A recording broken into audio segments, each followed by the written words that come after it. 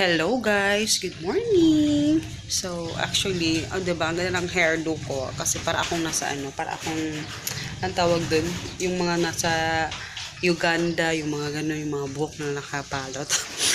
Hindi kasi nag-mix kasi ako guys, wala akong hairnet. So ginanyan ko yung hairdo ko kasi baka malaglagan ng hair. Kasi nga meron tayong extra curricular activities. So, pakita ko sa inyo. Ako yung nito, mix and match. Merong extra side job si Papa sa, tawag dito. Doon sa, kasi balik-balik eskwela na, diba? So, ayun, yung ating gagawin is magbebenta tayo doon sa, actually si Papa lang. Hindi naman ako kasama. Si Papa lang. No, and then actually may delivery sana kami supposedly today, delivery sa tawag dito sa Hilamos Foods, pero syempre dahil hindi naman ni Papa kasi nga ayun, basta may problema doon sa aming motor, pag-usapan natin yan next time.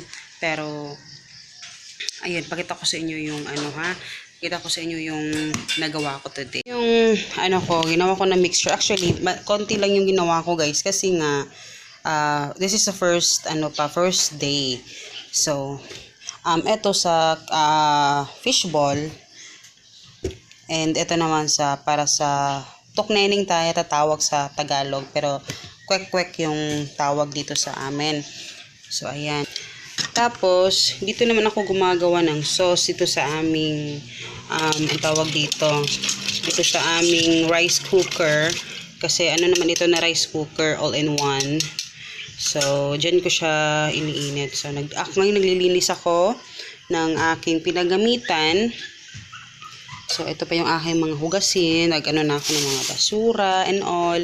So, intayin ko lang yan. Back to, mga hairdo. Ayun, si Papa naman, siya ng mga itlog. Actually, ako yung nag-itlog kaninang umaga kasi maaga akong si Papa kasi may ginagawa siya. Tapos ngayon si Papa naman nagluluto ng ulam namin. And yun yung kaganapan. Actually, i-check ko sa inyo mamaya.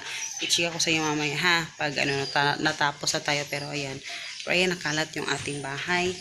And ayun, nag-open ako ng door para talagang pasok yung swerte, diba? Pasok yung swerte. And then yung ating mini sari-sari store, yung ating mini tindahan.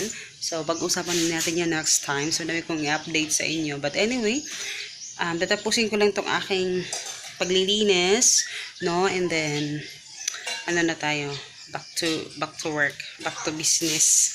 So, as always. Ayan, hello guys. May udto. So, kasi udto na, no? Afternoon na. So, dito na ako mupala ako dito kasi pangat yung light sa may tindahan. But anyway, diba? Kasi kahapon ko tapos yung vlog. Kasi nga na-busy ako kahapon. And then, yun nga, sabi ko, i-share ko sa inyo bakit kami nagtinda nung yung pinakita ko sa inyo kahapon, diba? So, ayun, si Hagrid pa natutulog. And then, ayun. And eto na nga. Ito na nga yung latest chika. Mga mare. Ay, mga pare. Ganito kasi yun. So, di ba, nagbukas kami ng tindahan. So, yung tindahan isa ibang naman yun. Pakita ko sa inyo yung update ng tindahan. Kasi, yung realidad talaga ngayon na medyo tagtumal. Nag-start nung August.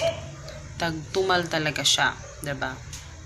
So, ang ginawa namin, syempre dahil hindi tayo papatalo talaga, 'di ba? Hindi tayo pwedeng sumuko doon lang.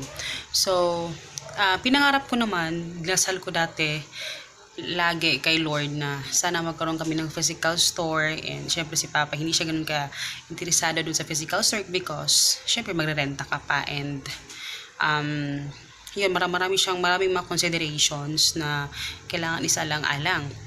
So ngayon, dahil nagtindahan na kami, so na-realize, sabi ni Papa sa akin, di ba dati nagdasal ka ng physical store? Eto na yun. Kasi naging physical store talaga siya because yung naging physical store talaga siya ng Hilamos because yung mga dito sa amin, direkta na silang bumibili dito sa amin, dito sa aming product, dito sa may tindahan namin kasi naglagay din ako ng tarp dun sa labas namin. And then, syempre, hindi siya, alam mo yung sabi ko nga kay mama, kasi na-share ko to kay mama. Hi ma, shout out sa aking nanay na talagang grabe si mama mag-support ng aking mga vlogs. Hello. So, ayun, kasi, ayun nga. Tapos, sabi ko kay mama, ano ba yun? Ano ba yung Christian?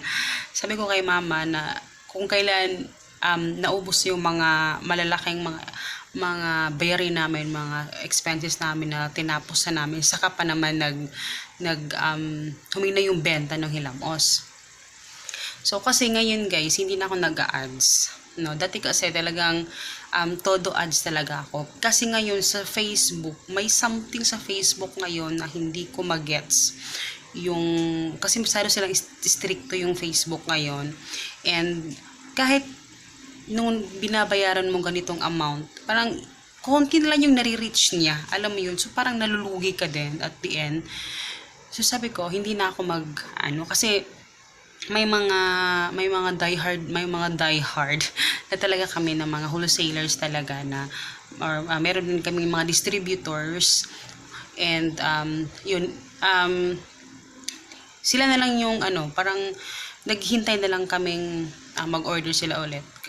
Yun kasi yun naman kasi yung mga kasi nga 'di ba wholesaler yung aming mga customers. So yun yung aming sa Hilamos. So sinishare ko to sa inyo yung about sa Hilamos guys bago tayo mag-jump up dito kasi konektado din kasi yung desisyon namin doon ngayon sa bago namin So yun nga, hindi na ako nag-ads. So yung aming talaga ngayon is yung mga wholesaler na lang namin na bumabalik na lang sila dito. But marami din naman akong followers sa page. So ayun, but eventually mag-ads pa rin na din naman ako. But now kasi parang ko pa yung pinapalaylo ko lang sa Facebook kasi masyado siyang stricto ngayon talaga. Marami talagang changes sa Facebook. Kaya yun.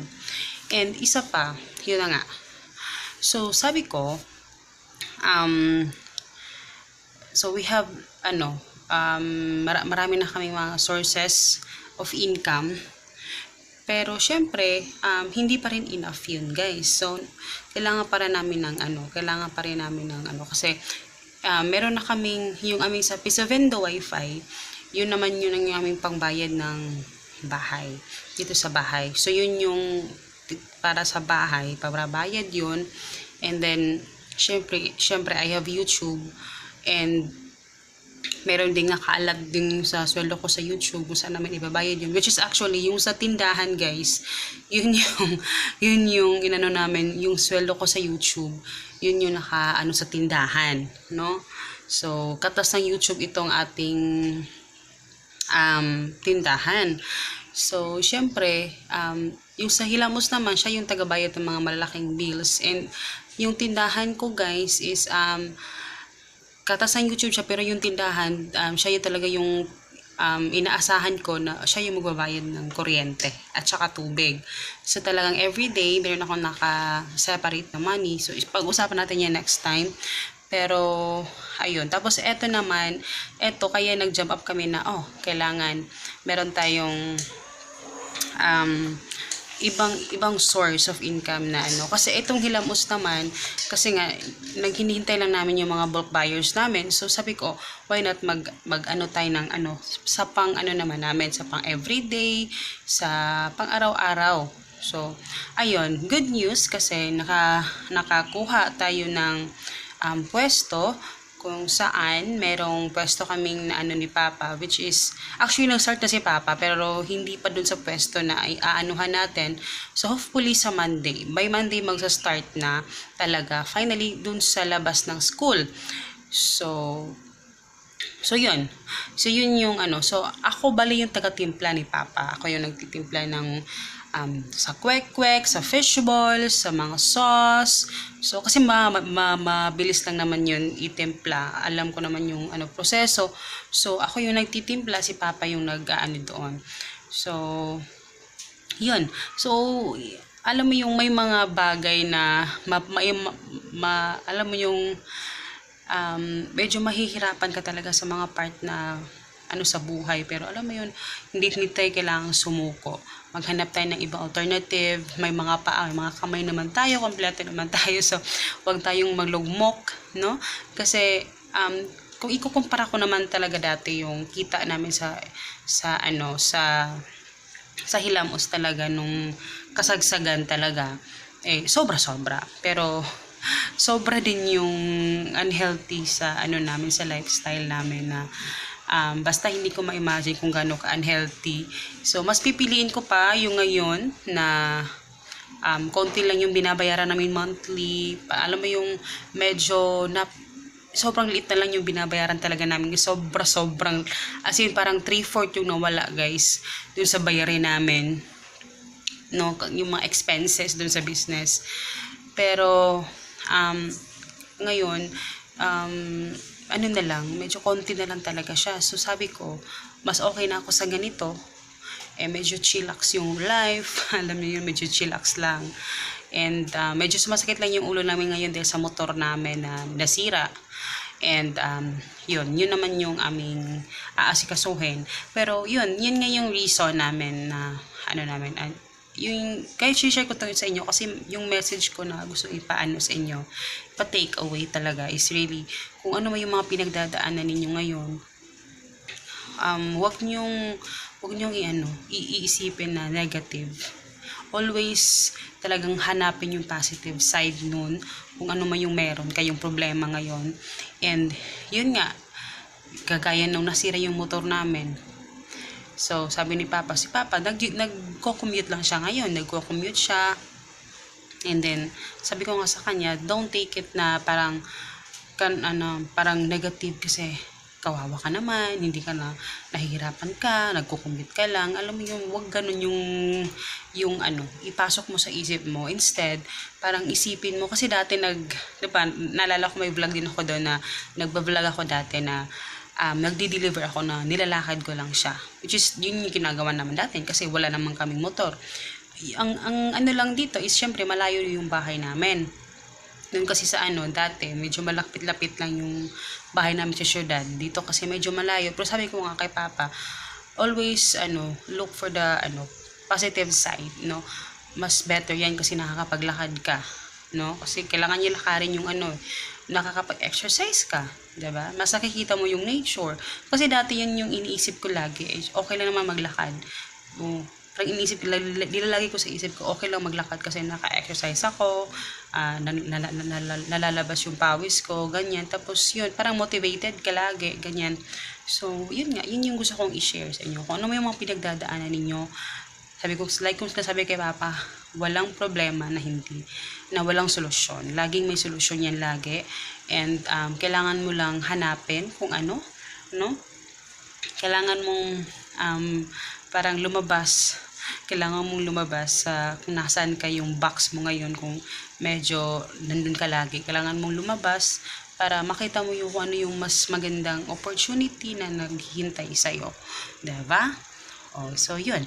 So yun lang, guys. Yun naman yung gusto kong i-share sa inyo, and sana meron kayong napulot dun sa mga sinabi ko, kasi alam ko ngayong pandemic, hindi lang naman, alam ko marami din sa inyo talaga medyo nahihirapan, and sana makayanan ninyo, and I hope talaga makayanan ninyo, and just pray. And yun, patuloy lang tayo sa buhay, guys. Huwag tayong panghinaan ng loob, diba? So, yun. So, salamat sa pagkapakikinig ng aking mga yaw-yaw, and see you in my next video, guys. Paalam. Bye!